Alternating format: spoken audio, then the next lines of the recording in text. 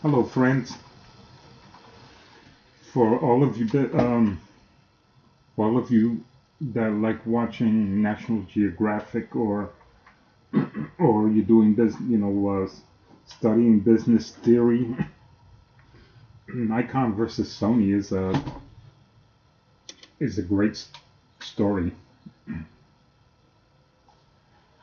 Well, once again, good morning, and if you're doing business theory or you like watching National Geographic, Nikon versus Sony is a great story. We have Nikon, who, in my eyes, is the Mercedes Benz of the photographic world during the 70s and the 80s, maybe even into the 90s. Um, if you don't follow photography too much, just know that Nikon um, made the first digital single lens reflex camera. They were the first to make a camera with video, which is I think the A90. They were the first to put an LCD screen on the back of their digital single lens reflex camera. So they were innovating technologically. But here we have Sony. Sony has come out with the A7 III, which is now the number one full frame interchangeable lens camera in the US. The Well, no, I'm not going to explain it. It's just uh, digital single lens mirrorless camera is the number one full frame seller in the US, and that's the Sony A7 III. They all recently had a something called the ESA Awards. I don't know what that means, but apparently Sony won five trophies, five prizes. The article says five. Canon took four, and Nikon took two. So if you like watching National Geographic, or you like to study business theory, which is why companies fail, like Blockbuster and Kodak. Well, Kodak hasn't failed because they're still around, but they're they're just hanging around with their very small market. And actually, Kodak invented digital camera technology. They just wanted to protect their film their film industry, their film side, and they never developed it further.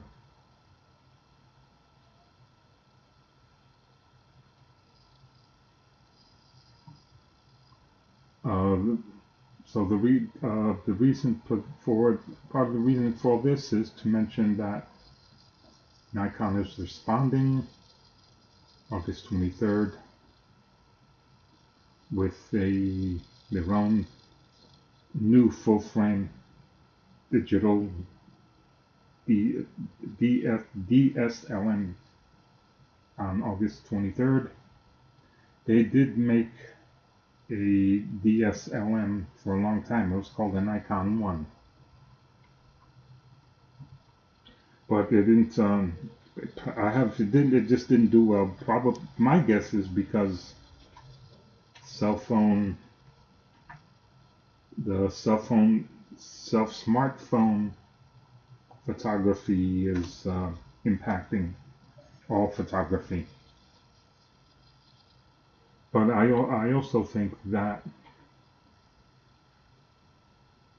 the video and camera business is expanding because YouTube is still expanding, and a lot of YouTubers who want to get serious about this hobby or this line of work know and want to use the better video gear.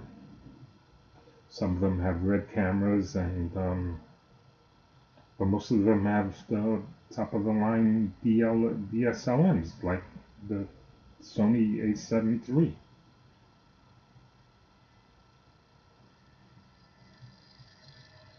So this is the Canon Nikon, I'm sorry, pardon me, the Nikon 1. Let's find the big image.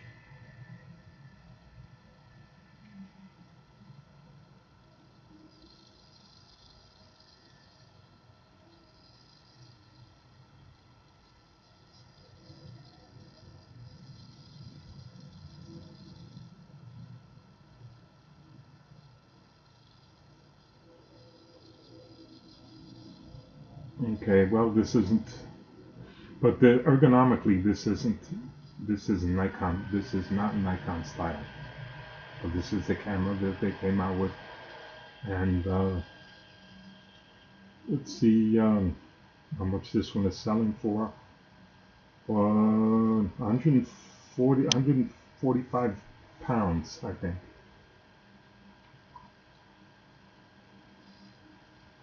Let's see. Shopping. How much is it? Nikon J2. Oh, okay, here it is. You can get a Nikon 1J2 brand new for $262. That's not bad. But then, why would you with your cell phone? Well, I mean, there's a lot of reasons why you